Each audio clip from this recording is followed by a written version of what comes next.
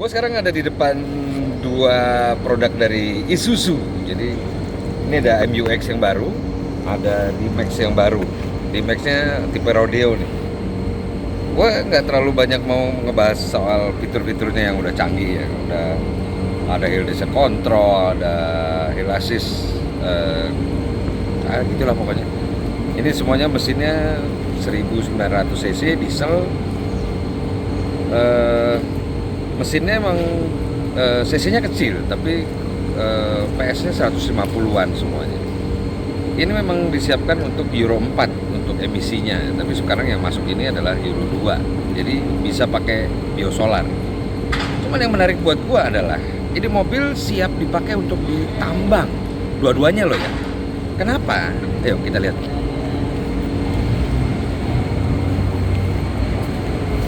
Ini di bawah, di sasis. Ini di sasisnya nih. Ini bagian sini. Itu ada reinforce. Jadi sasisnya diperkuat. Dan ini juga kopelnya, itu lihat, gede gitu, aluminium. Jadi memang udah disiapkan untuk kerja berat. Baknya ini untuk yang rodeo. Dia udah nggak pakai busing lagi, jadi langsung nih. Ini biasanya ada busingnya, mobil-mobil lain ada busingnya. Ini sekarang dibikin rigid dia. Dibikin rigid tanpa ada busing. Jadi bak ini bisa membawa muatan sekitar 1 ton sampai 1,5 ton. Normalnya biasanya dipakai buat lebih. Pernya kayak mobil Land Rover dibikin parabolik. Jadi pernya tuh per daunnya dia nggak nempel langsung yang bagian bawahnya, supaya pada saat dia dapat beban berat, per itu baru akan berfungsi tiga-tiganya. Kalau kondisi kosong, dia hanya berfungsi 2 per gitu. Dia gantung. Ini dia gantung nih. Ini kalau beban berat baru tiga-tiganya nempel.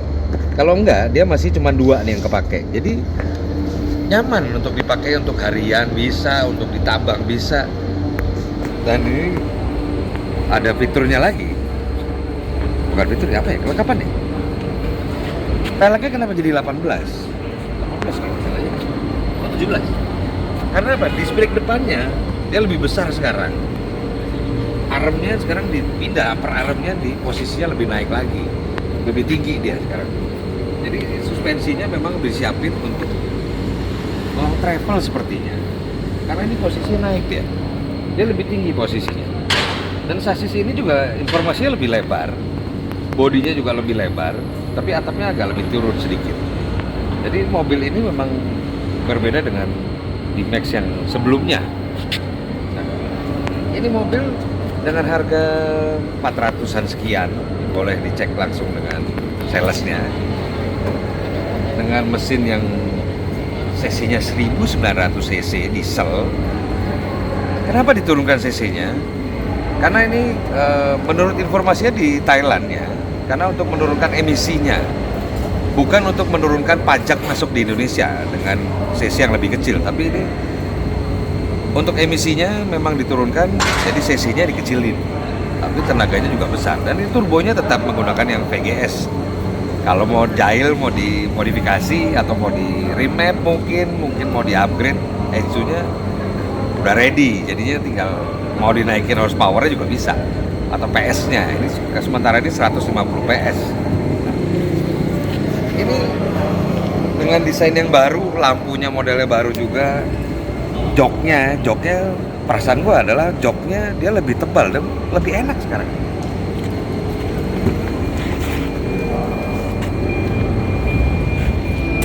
Ya, tersedianya ini kebetulan manual dan sudah ada fiturnya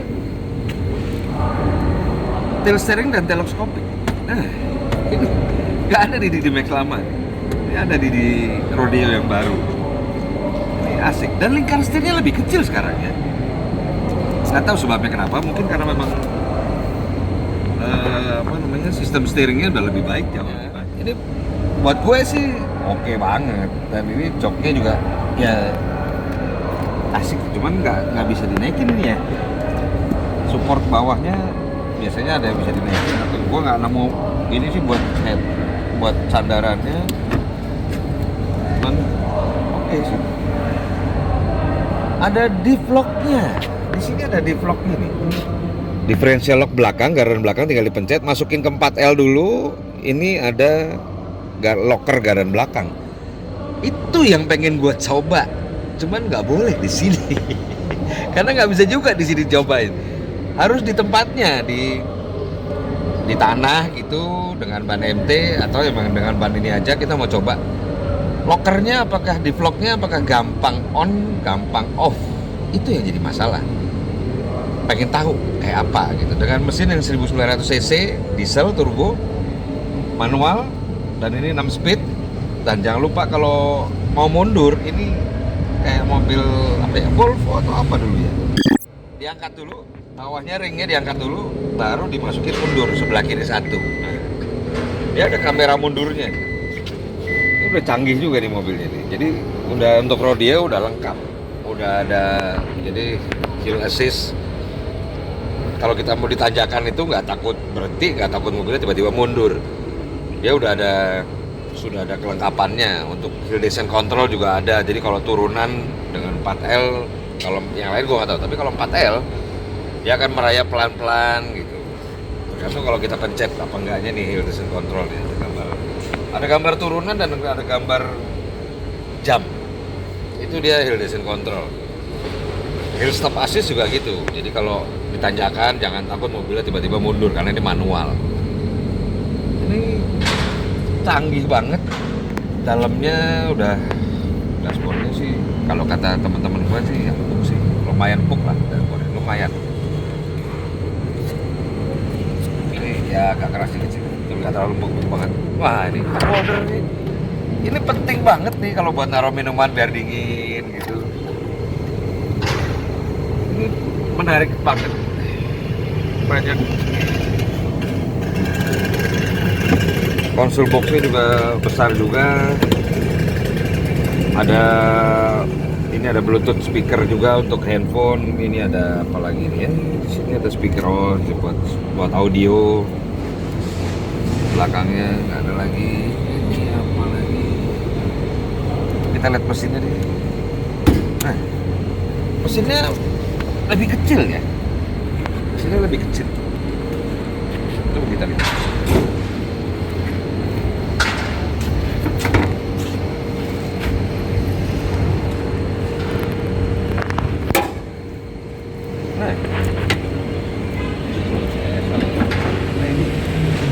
Turbonya emang segitu aja, tapi dia VGS. Ini turbonya variable geometry system, jadi menyesuaikan blade-nya itu menyesuaikan putaran mesin ya. Jadi tenaganya dapat terus, dia setauga torsinya flat ya.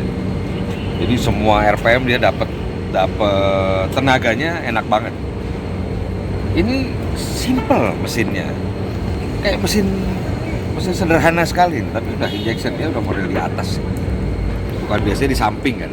Injektornya adanya di atas kan. Jadi cukup oke untuk off-road. Dengan mobil standar aja masuk banjir-banjir. Untuk di Jakarta pun ada yang bilang nggak perlu 4x4. Perlu. Kenapa? Lewat banjir ini dia udah air inletnya sudah tinggi, sudah di atas nih. Jadi air sekitar segini aja jalan pelan aja, sepinggang gue nih. Gue pendek sih ya, segini. Itu airnya nggak akan masuk nih kalau jalannya pelan. Dan menggunakan 4L. 4L itu kepake loh kalau di dalam kota pada saat banjir itu kepake. Jadi jangan dibilang 4x4 itu tidak ada gunanya di dalam kota. Ini ada gunanya, apalagi di tambang atau kita mau overland atau memang buat off-road sekalian. Ini oke banget. Udah dipikirkan biasanya air inletnya adanya di spakbor samping. Ini ada di atas, tinggi. Ini udah kemajuan banget, jadi aman buat water hammer. Itu udah kemudiannya kecil, kecuali ngebut di air yang dalam, nah itu bahaya. Ini ruangannya bempernya juga masih muat nih kalau dimasukin winch, masih muat. Oke, kita pindah ke sebelah nih. Ini MU-X yang baru. Ini juga sama, menarik buat gue adalah sasisnya juga di reinforce. Jadi memang kalau buat ditambang atau buat disiksa ini mobilnya, dia sasisnya lebih rigid. Kita lihat di bawah. Ini di bawah nih. Ini ada reinforce nih sampai sini. Ini rentan yang bikin sasisnya flexing dan bisa kemungkinan patah. Lower arm belakang ini lebih panjang dari yang aslinya, dari sebelumnya, MBUX sebelumnya. Nah ini kebetulan Matic. Maticnya asik. Belakang udah disc brake remnya, udah cakram juga. Jadi udah lebih safe untuk di jalanan ya, untuk pengereman. Kita coba masuk dulu. Ah sama, ini ada cup holder juga. Matic-nya banyak fiturnya, cuman dia polos.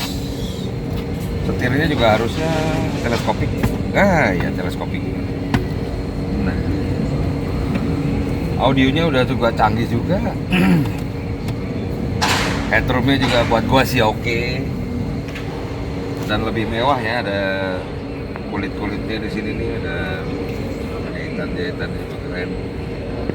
Dan ini joknya tebel ya. Kalau senderan gua tebel ini. Senderannya tebel. Jadi ini AC juga double blower, bisa pencet dari sini. Dan ini sudah ada auto hold juga di sini. Auto hold itu kalau buat tanjakan nih ada rem tangannya, dia model elektrik. Dia nggak pakai yang manual lagi. Ini asik buat dalam kota juga gaya, bisa 4x4 juga, bisa overland, off-road berat. Kita tes kalau dikasih. Kalau dikasih kita tes. Ingin tahu juga ini mobilnya seperti apa. Tapi ini banyak perubahan nih, banyak perubahannya untuk MUX dan D-Max ya. Kunci.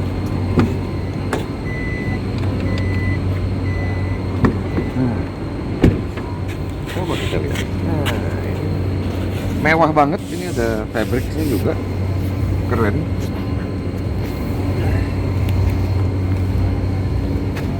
Wah, joknya bisa di senderannya bisa begitu. Oke banget nih.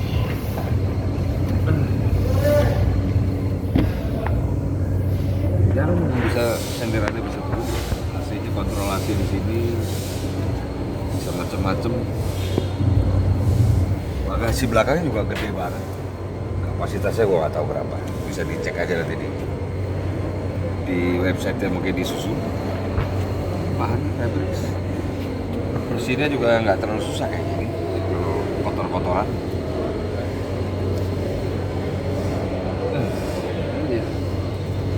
MUX yang terbaru. Dan ini desain lampunya juga sudah berbeda. Oh ya, di belakang yang D-Max, balik lagi D-Max. Ini lampunya juga keren. Dia udah LED dan ini udah futuristik ya. Menurut gua futuristik. Cuman kalau buat off-road harus dibikin guardnya, mungkin dikasih bumper, di sini ada guardnya supaya kalau pas ngepot tengah tebing nggak sayang.